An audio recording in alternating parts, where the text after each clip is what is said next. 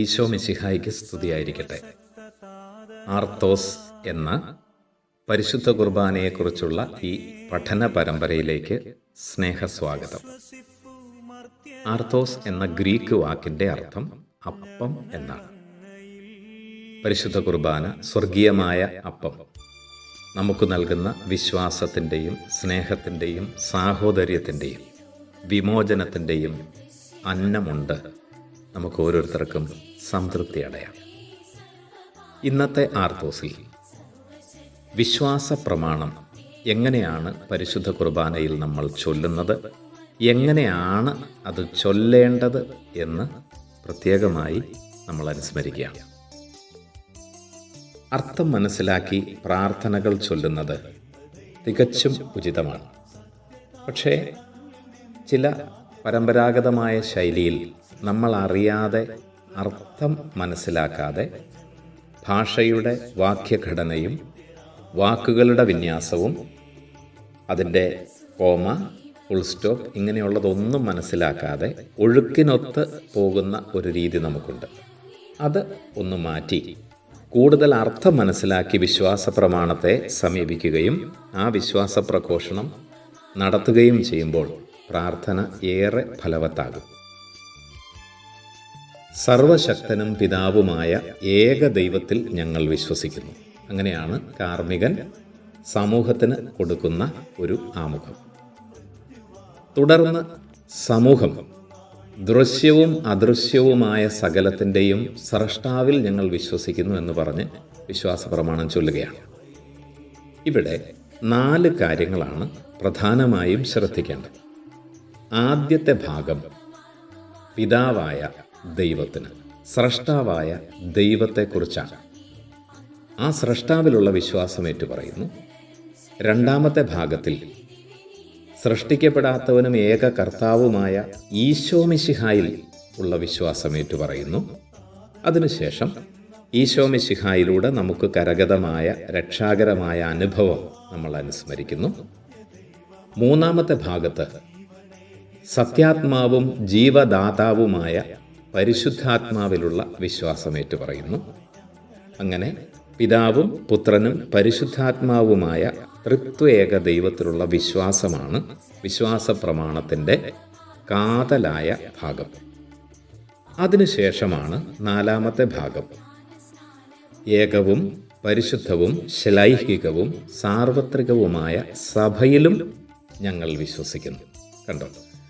അങ്ങനെ 4 തലങ്ങളിൽ നമ്മുടെ വിശ്വാസം പിതാവായ ദൈവത്തിൻ്റെ സൃഷ്ടികർമ്മം മുതൽ പുത്രനായ ഈശോയുടെ രക്ഷാകരമായ അനുഭവം, പരിശുദ്ധാത്മാവിൻ്റെ പരിത്രാണകർമ്മം, പവിത്രീകരണം, അതിനുശേഷം സഭയിൽ നമ്മൾ കൂദാശകളിലൂടെ നിരന്തരം ഈശോയുടെ മരണവും ഉയിർപ്പും പ്രഘോഷിക്കുന്ന ആ ദിവ്യരഹസ്യം.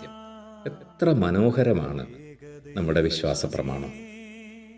ഇത്രയും മനസ്സിലാക്കിയിട്ട് ഇനി അതെങ്ങനെ ചൊല്ലണം? ഇപ്പോൾ നമ്മൾ ചൊല്ലുന്നത് ദൃശ്യവും അദൃശ്യവുമായ സകലത്തിൻ്റെയും സൃഷ്ടാവിൽ ഞങ്ങൾ വിശ്വസിക്കുന്നു എന്നാണ്.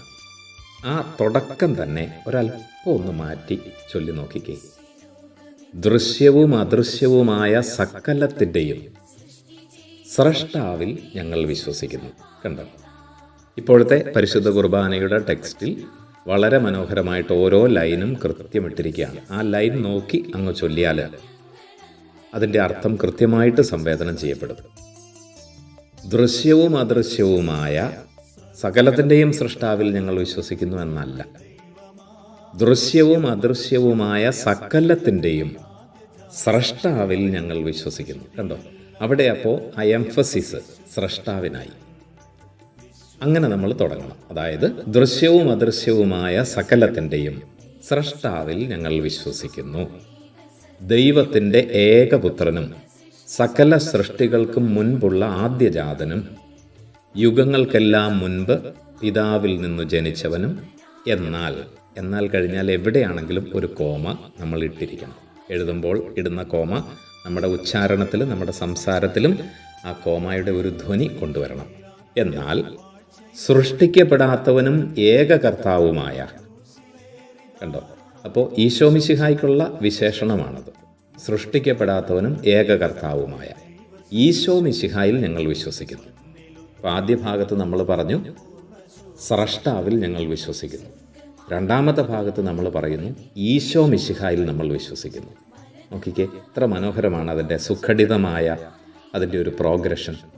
അപ്പോൾ സൃഷ്ടിക്കപ്പെടാത്തവനും ഏകകർത്താവുമായ ഈശോ മിശിഹായിൽ ഞങ്ങൾ വിശ്വസിക്കുന്നു.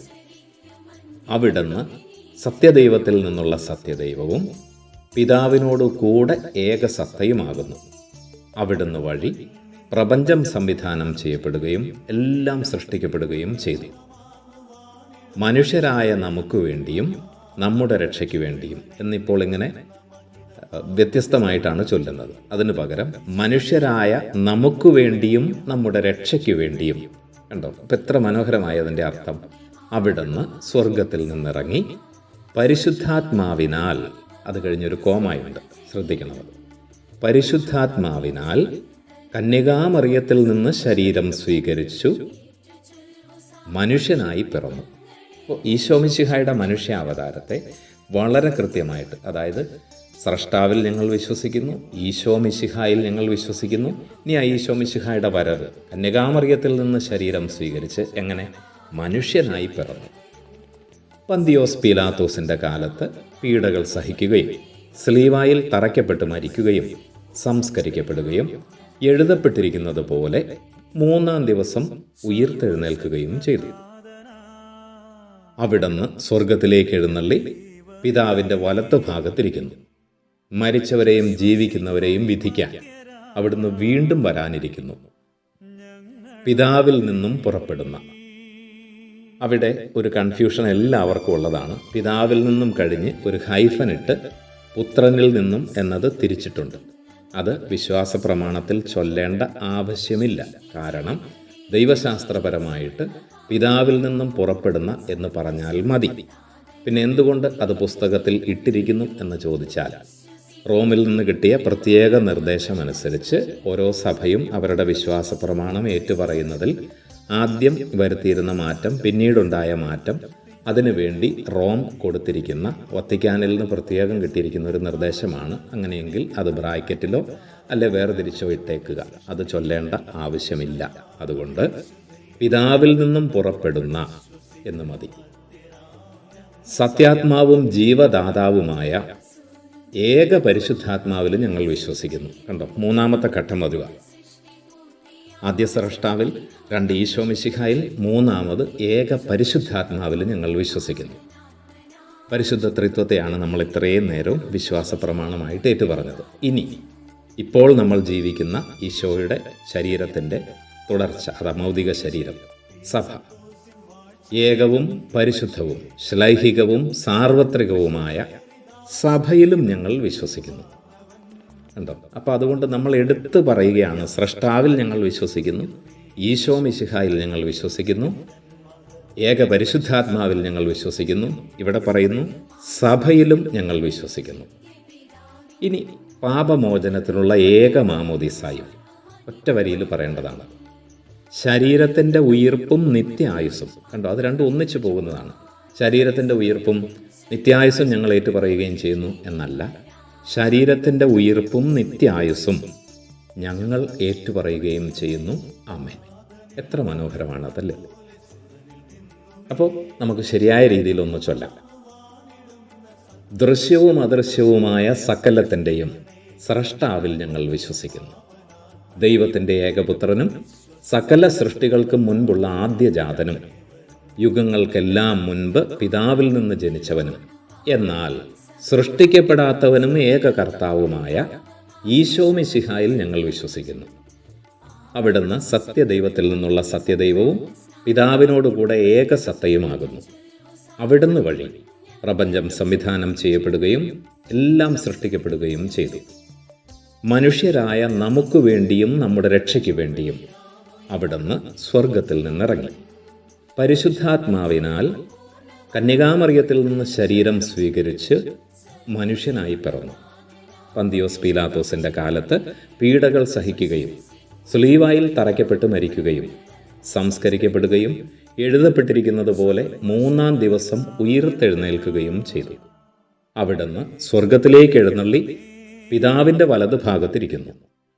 മരിച്ചവരെയും ജീവിക്കുന്നവരെയും വിധിക്കാൻ അവിടുന്ന് വീണ്ടും വരാനിരിക്കുന്നു. പിതാവിൽ നിന്നും പുറപ്പെടുന്ന സത്യാത്മാവും ജീവദാതാവുമായ ഏക പരിശുദ്ധാത്മാവിലും ഞങ്ങൾ വിശ്വസിക്കുന്നു. ഏകവും പരിശുദ്ധവും ശ്ലൈഹികവും സാർവത്രികവുമായ സഭയിലും ഞങ്ങൾ വിശ്വസിക്കുന്നു. പാപമോചനത്തിനുള്ള ഏക മാമോദീസായും ശരീരത്തിൻ്റെ ഉയിർപ്പും നിത്യായുസ്സും ഞങ്ങൾ ഏറ്റുപറയുകയും ചെയ്യുന്നു. ആമേൻ. എല്ലാവർക്കും നന്ദി.